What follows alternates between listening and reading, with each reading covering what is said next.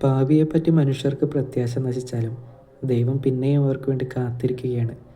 നഷ്ടപ്പെട്ട ആടിനെ കണ്ടെത്തിയപ്പോൾ സന്തോഷിച്ച് അതിനെ തോളിലേറ്റുന്ന ഒരു ഇടയനും നഷ്ടപ്പെട്ട നാണയം കിട്ടിയപ്പോൾ സന്തോഷിക്കുന്ന ഒരു സ്ത്രീയെയുമാണ് സുവിശേഷത്തിൽ കാണുന്നത്.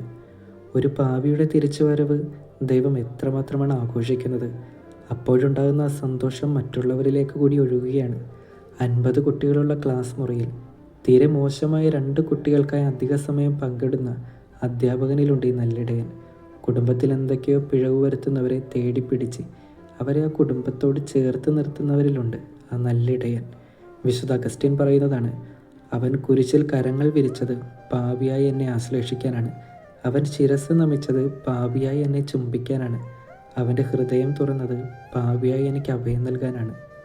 എല്ലാവരെയും നിത്യതയിലേക്ക് കൂട്ടിക്കൊണ്ടുപോകാൻ വന്നിട്ട് ഏതാനും പേരെ കൈവിട്ട് കളയുക എത്രയോ വേദനാജനകമാണ്. ഇടയൻ ഭൂമിയിലൂടെ യാത്ര ചെയ്യുകയാണ്, വീണുപോയവരെ, വഴിതെറ്റിപ്പോയ മനുഷ്യ മക്കളെ തേടി. ജീവിതത്തിൻ്റെ കൗതുകങ്ങളിൽ വഴിതെറ്റിപ്പോയ നമ്മെ തേടി ആ നല്ലിടയൻ പിന്നാലെ വരികയാണ്. ചെയ്ത തെറ്റുകളൊക്കെ തിരുത്തി നമുക്ക് തിരികെ ചെല്ലാം. ദൈവം നമ്മളെല്ലാവരെയും അനുഗ്രഹിക്കട്ടെ.